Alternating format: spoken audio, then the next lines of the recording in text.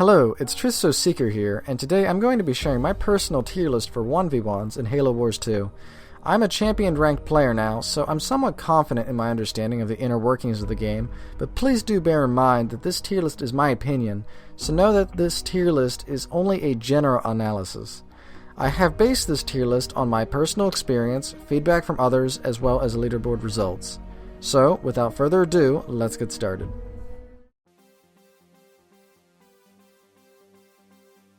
Decimus. I'm sure many people aren't going to be surprised to see him at the bottom of this tier list. Decimus seems like the kind of leader that is focused around buffing his own units. For example, he has Boundless Fury and Killing Frenzy, which give a buff to the damage, and the one gives a buff to the speed. He also has Glass Beam 3, which is also a nice perk to have, because that gives him a significant damage output in the later stages of the game. But where he seems to struggle is that, while these options are nice, he just really doesn't have any good tools to combat some of the OP strats that the higher tier leaders have. So until he gets some sort of buff or they get significantly nerfed, he's going to be struggling, I feel.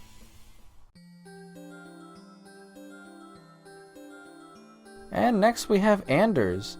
Ever since the Sentinels got patched, a lot of people stopped playing Anders in general, and it's showing up not only on the leaderboards, but just in general discussions. Not many people seem to be playing as this leader.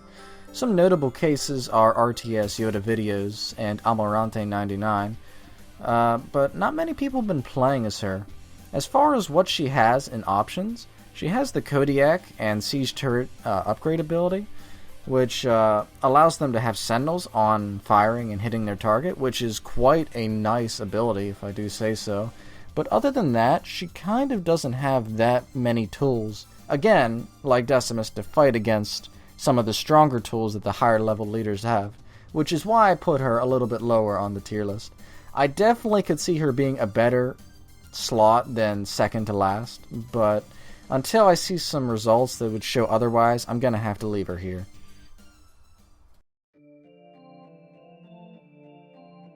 My man. Cutter was my first main whenever I first started playing Halo Wars 2.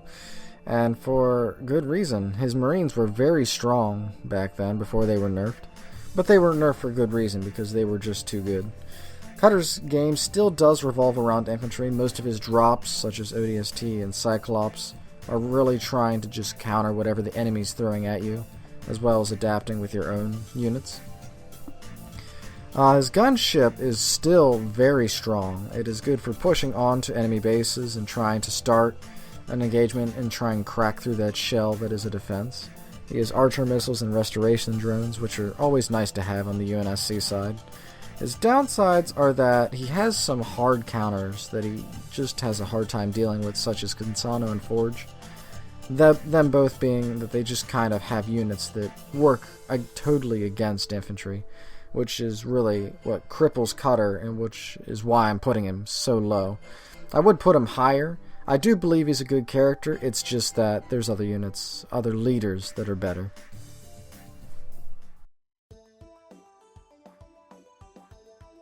Isabel is a not very often talked about leader, and I'm not really sure why. She has some really interesting points to her.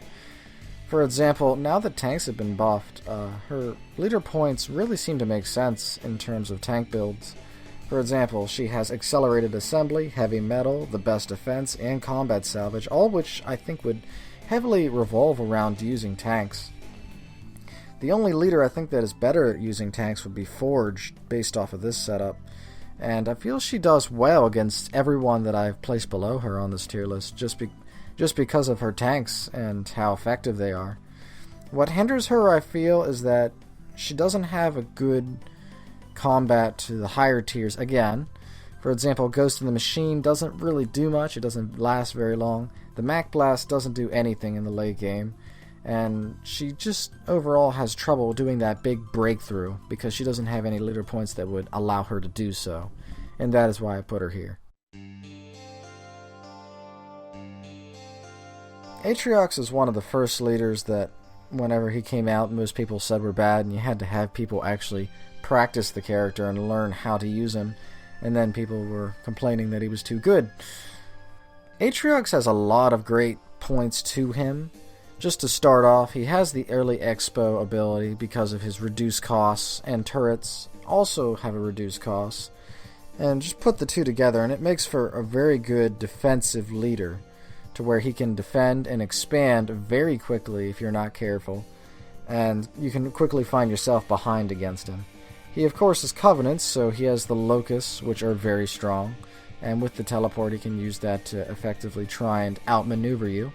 So even if you say use grizzlies, perhaps he can outmaneuver you that way. What Atriox really struggles with is the early hitters, such as Kinsano, and basically any UNSC who Jackrabbit rushes in this day and age. And he can find it a little bit hard to actually get going, but if you can manage to hold out, get to Tech 2, and get some sort of defense going, you can try and form some sort of counterattack or counter-initiative to fight back. And I do believe he is better in most endgames, against UNSC at the very least. And that is why I am placing here just under.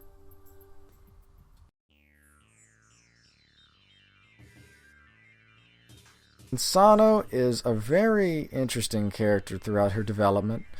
She started out as a character on the first day of launch that was considered to not be so good. People tried using her flamethrowers, but it wasn't very effective. And then a day or two later, people started to realize her jackrabbits were actually incredibly strong. And so people started jackrabbit rushing left and right, and it picked up, and even the top players started doing it.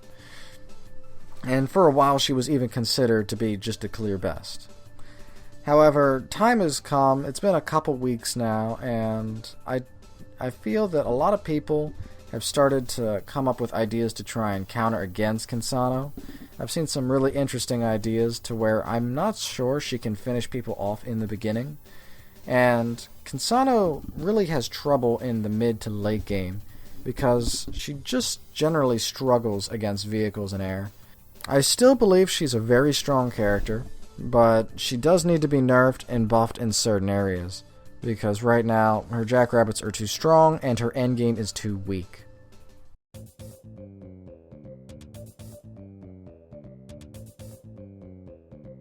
That's right, the man who came back from the dead, Forge. Forge has so many good abilities to use, it's not even funny how good he is. Most of his play seems to be revolving around the Grizzly, and the Grizzly is very OP right now. It is so strong. It can fight its counters, it can fight basically anything. Other tanks don't even stand up to it. You might have to throw in some Wolverines if they try to throw air at you, but there's just so many options Forge has. He has Grizzly Balatin, he has Combat Salvage, he has Heavy Metal, Rolling Economy, Accelerated Assembly, he has the deployable Kodiaks, all of which just revolve around map control and dominating against the opponent with vehicles. And quite frankly, the UNSC in general just cannot stand up to him. In the beginning, with Rolling Economy, he can go Jackrabbits, unless you're fighting Kinsano, in which case he will need to turtle up, go to Tech 2, and try and hold out from there, until he can get to Tech 3. If Forge can get to Tech 3, or get Grizzly Balatin, the game is basically, in my opinion, over. Unless Kinsano managed to break through in that time. As far as Covenant goes, I believe Covenant can roughly equalize with Forge. I think that their biggest try is to try and turtle up till Tech 2, and once they have an army built, they should try and teleport and outmaneuver the Forge, because, quite frankly, they can't engage him directly because Grizzlies are just way too strong, and with the Kodiak support, it's just not going to be possible. But again, with proper teleportation play, I do believe that Covenant can at least equalize if they can manage to outmaneuver him, which should be doable. However, there is one leader that is even stronger than Forge, to where he can outmaneuver so much to where I would say that he is clearly stronger than Forge. And that leader is...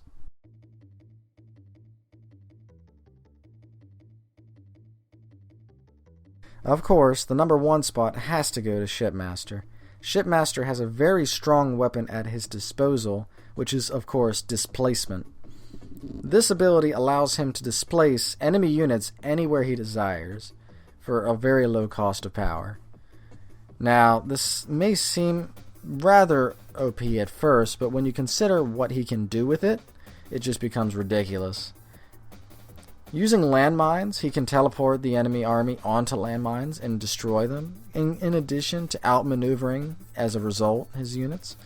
Not to mention that he has 2 other kinds of teleport that allow him to outmaneuver the enemy, to where not even Covenant can try and stand up to it with their teleport ability, be it through a base trade or just from killing your army so many times that you're eventually either out of supplies or while you're trying to rebuild he can push. He just completely overwhelms you with this ability, and quite frankly it needs to be nerfed or replaced with something because as it stands right now, no leader is going to be able to stand up to him. He does have in return a very poor opening and somewhat poor mid-game, but that is accounted for by the fact he can just turtle up and try and hold out through it, which I believe he can do as long as you really turtle up. And thus, that concludes my tier list for Season 1 of Halo Wars 2. I hope you guys enjoyed this tier list and maybe got a pointer or 2 out of it. This tier list did take quite some time to make, so if you did enjoy it, please do leave a like, because it always helps, and it makes me feel happy. And I would like to hear your guys' feedback if you'd be interested. I'll leave a link in the description to this video, or maybe I'll make an annotation that you can click here, one or the other. And I'd like to hear your guys' feedback on what you think about this tier list, because I'm doing this to try and kind of just analyze each leader and get a better feel for them. So, if you're interested, please do look into doing that, and I will see you guys in another one. Take care.